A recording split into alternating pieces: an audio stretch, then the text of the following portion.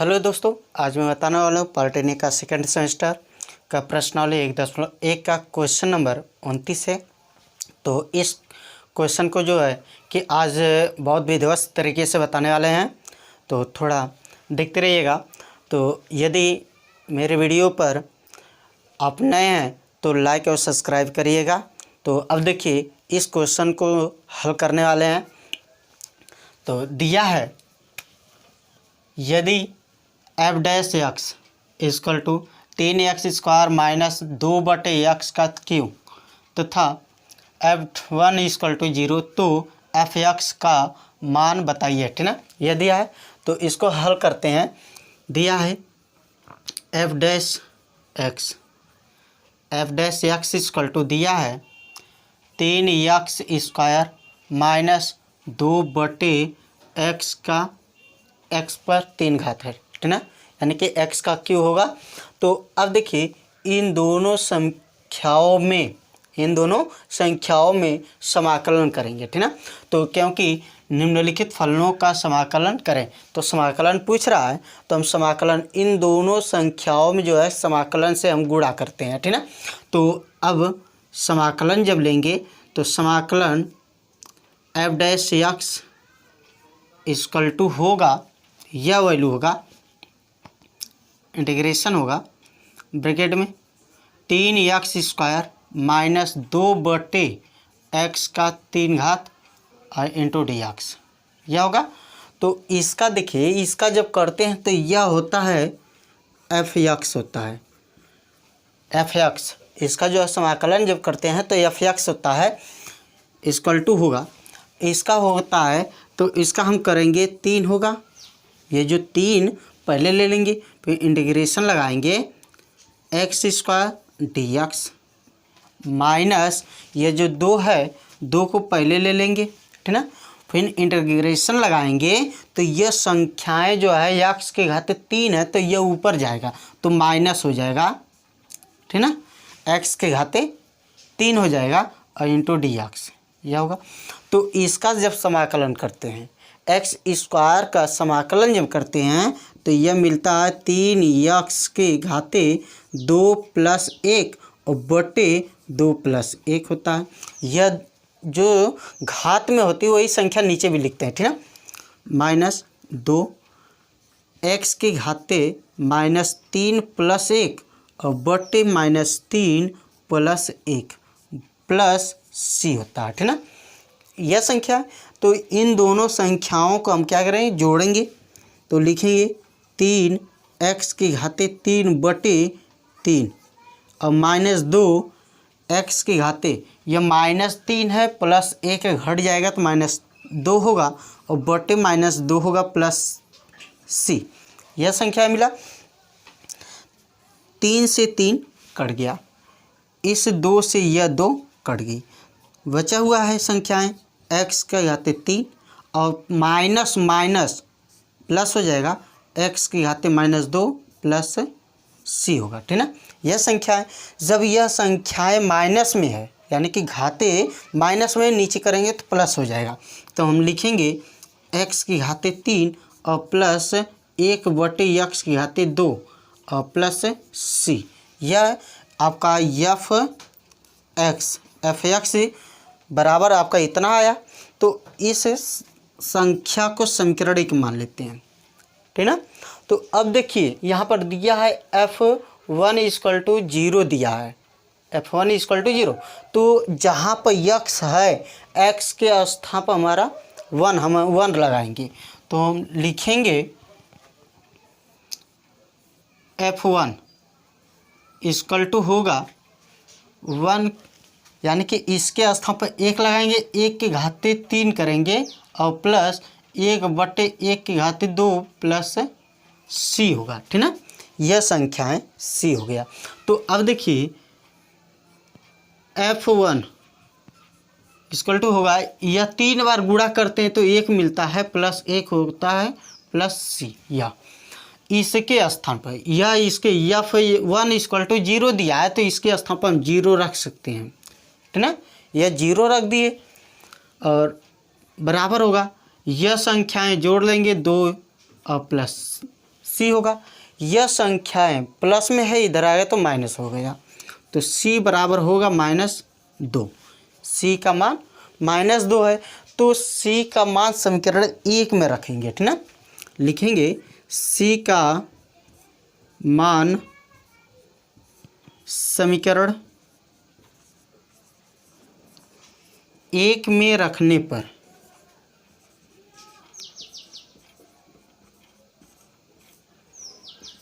ठीक ना, समीकरण नंबर 1 में रखने पर, तो 1 में रखेंगे जहाँ पर सी है प्लस सी है, तो यहाँ पर हम रखेंगे -2 रखेंगे, ठीक। तो हम लिखेंगे F X equal to X के पावर 3 और प्लस 1/x के पावर 2 और -2 हो जाएगा, ठीक ना। इसके स्थान पर ये जो सी है प्लस सी के स्थान पर -2 रखेंगे तो -2 हो गया, यह आंसर हुआ, ठीक ना। यही आपका आंसर हुआ। अब क्वेश्चन नंबर आपका है 30 है, ठीक ना। क्वेश्चन नंबर 30,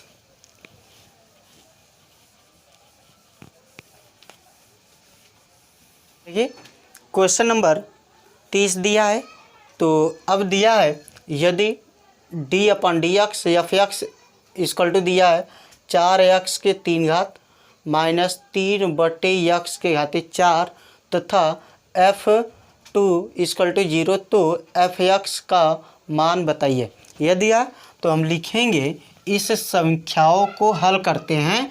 तो दिया d/dx f(x) equal to 4x के घाते 3 और -3/x के घाते 4, यह दिया है।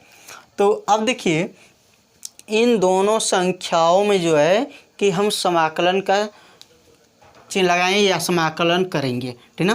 तो समाकलन लगाएंगे d/dx f(x) इक्वल टू होगा समाकलन के चिन्ह, तो 4x के 3 घात -3/x के घाते 4 इंटू dx, यह लगाएंगे, ठीक ना। तो अब देखिए इसका जब वैल्यू निकालते हैं, इसका वैल्यू निकालते हैं तो यह आपका होता है f(x) होता है, ठीक ना। f(x) होता है इक्वल टू हो गया, इससे इसमें गुणा करते हैं, इससे इसमें गुणा करते हैं, इन दोनों संख्याओं में हम गुणा कर लेते हैं।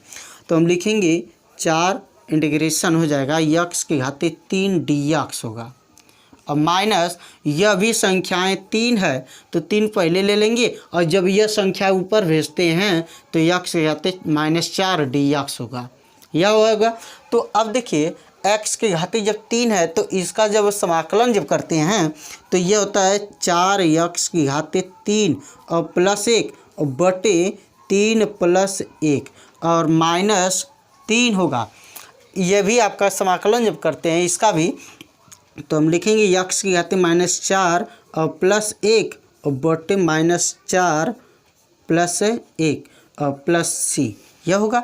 तो अब देखिए इन दोनों संख्याओं को हम जोड़ेंगे, यह भी दोनों संख्याएं जोड़ लेंगे, तो लिखेंगे 4x के घाते 4 और बटे 4 होगा, और -3 x के घाते, यह दोनों घटा देंगे तो -3 होगा, x के घाते -3 और बटे यह हो जाएगा -3 और +c, 3 से 3 कट गया, 4 से 4 कट गया, बचा हुआ संख्याएं हैं x की घाते 4 होगा और माइनस माइनस प्लस हो जाएगा, ठीक ना।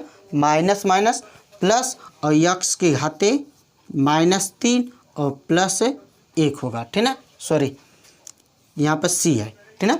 तो अब देखिए -3 घात है तो नीचे करेंगे तो +3 हो जाएगा, तो हम लिखेंगे यह x की घाते 4 होगा और +1/x के घाते 3 और +c, यह आपका f(x) इक्वल टू मिला। समीकरण 1 मान लेते हैं इसको, जो है कि समीकरण 1 मान लेंगे, ठीक ना।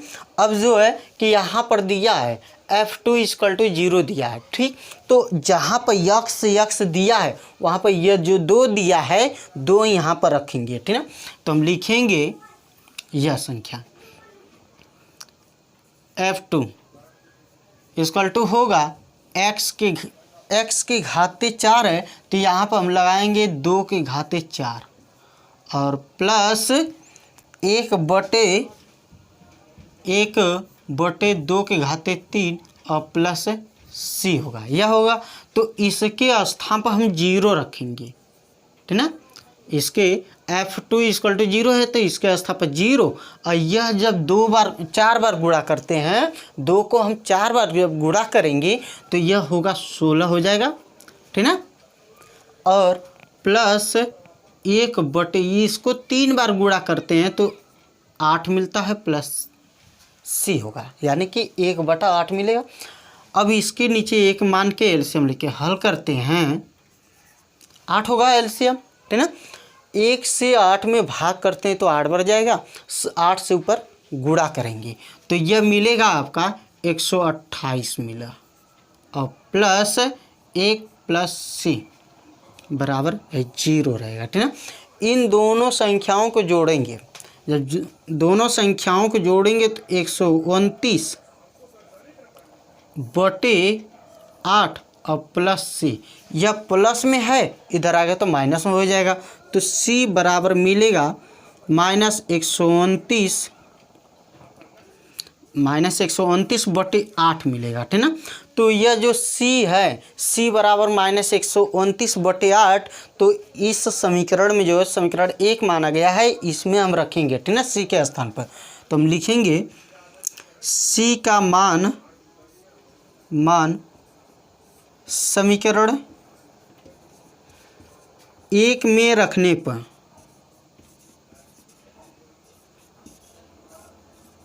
जब 1 में रखेंगे तो हम लिखेंगे f(x) इक्वल टू, यह होगा x की घाते 4 होगा प्लस 1/x की घाते 3 और माइनस होगा, ठीक ना, क्योंकि यहाँ पर प्लस c है तो यहाँ पर माइनस में है तो -129/8 मिलेगा, यह आंसर हुआ, ठीक ना। यही आपका आंसर निकल गया।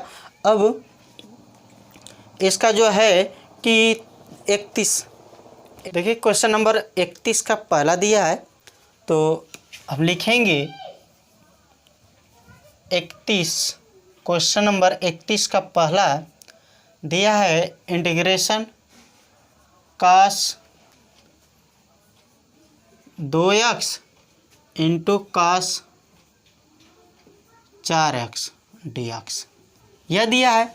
तो इसको जब हल करते हैं तो इस संख्या को और यह संख्या को, तो इसको इधर कर सकते हैं, इसको इधर भी कर सकते हैं। तो हम लिखेंगे integration cos 4x into cos 2x dx, ठीक ना, यह वैल्यू कर सकते हैं। तो अब देखिए इस संख्या में एक जो है कि फार्मूला होता है, जैसे कि आपके सूत्र होता है इसका 2 cos A into cos B equal to होता है cos A प्लस B और plus cos A minus B, यह आपका फार्मूला होता है, ठीक ना। तो इस फार्मूला पर जो है कि यह संख्या को हल करते हैं, इस क्वेश्चन को हल करते हैं। तो देखिए यहाँ पर 2 दिया है तो इसमें 2 नहीं दिया है, तो हम क्या करेंगे, इस क्वेश्चन में 2 से भाग भी करते हैं और 2 से गुणा भी करेंगे। तो 2 से जो है कि हम भाग और गुणा दोनों करेंगे, 1/2 से भाग करते हैं और 2 से गुणा कर रहे हैं, ठीक है। यह इसके स्थान पर जो है कि हम यह फार्मूला पर हल करते हैं। तो हम लिखेंगे 1/2 इंटीग्रेशन, यह जो है हम लिखेंगे ब्रैकेट में cos, ठीक है, cos A के सापेक्ष आपका दिया है 4x दिया है और B के सापेक्ष दिया है 2x, ठीक ना।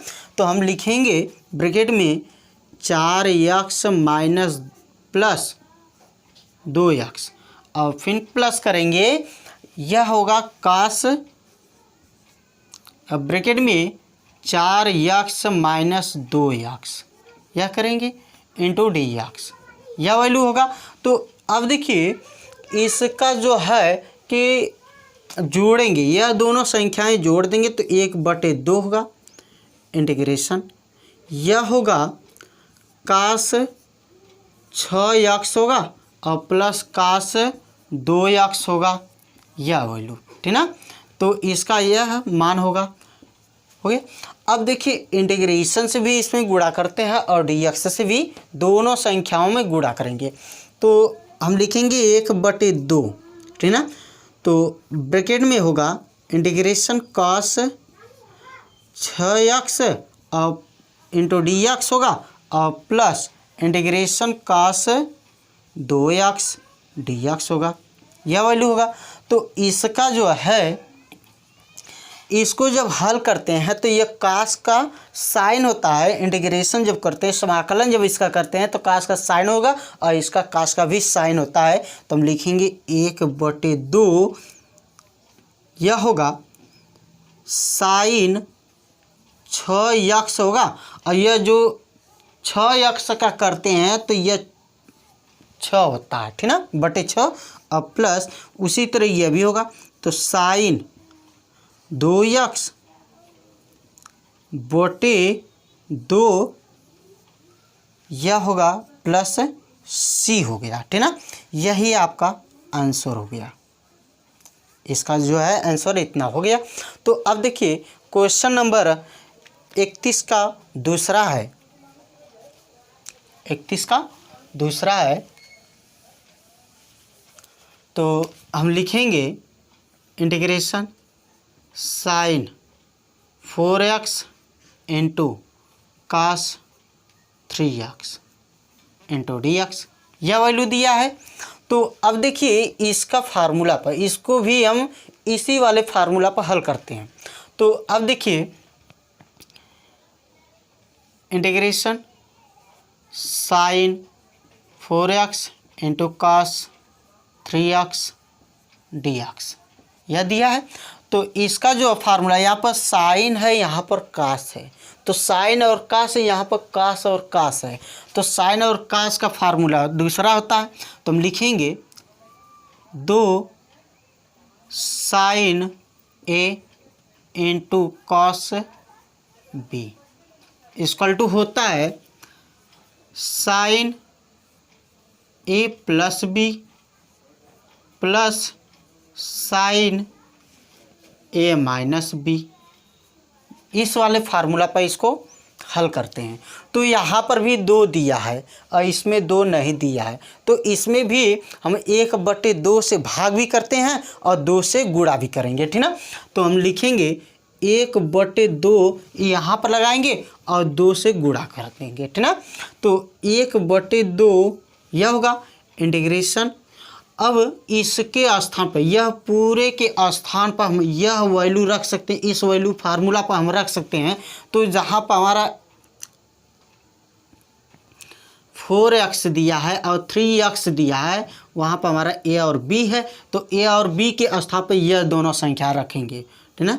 तो हम लिखेंगे ब्रैकेट में साइन 4x प्लस 3x, यह होगा a के स्थान पर 4x रख दिए और प्लस प्लस b के स्थान पर आपका 3x रख दिए, ठीक ना। फिर plus sign 4x minus 3x into dx हो गया, यह फार्मूला हो गया। इस फार्मूला पे इसको हल किए हैं इतना। तो अब इन दोनों संख्याओं को जोड़ लेंगे, इन दोनों संख्याओं को घटा देंगे, ठीक ना। तो हम लिखेंगे 1/2 इंटीग्रेशन ब्रैकेट में साइन 7x होगा और प्लस साइन x होगा इंटू dx। अब इंटीग्रेशन से भी इसमें गुणा करते हैं और dx से भी इन दोनों में गुणा करेंगे। तो हम लिखेंगे 1/2 इंटीग्रेशन साइन 7x dx होगा plus integration sine x into dx, यह होगा। तो इसका जब समाकलन करते हैं, साइन का समाकलन जब करते हैं तो माइनस कास में आता है, तो हम लिखेंगे 1/2 माइनस कास 7x होगा, और बटे ये जो 7x है तो इसका समाकलन करते हैं तो बटे 7 होता है, ठीक है। और प्लस है तो इसका जब करते हैं तो माइनस कास हो जाता है, तो माइनस कास यक्स होता है, ठीक ना। और प्लस c, यह आपका वैल्यू होता है, ठीक ना। यह प्लस में है तो इसका जब करते हैं तो माइनस साइन होता है, माइनस कास होता है, तो माइनस कास हो गया, ठीक ना। ये प्लस हट जाएगा। ओके, यह आपका आंसर हुआ। यदि वीडियो समझ आ गया हो तो लाइक और सब्सक्राइब करिएगा। जय हिंद, जय भारत।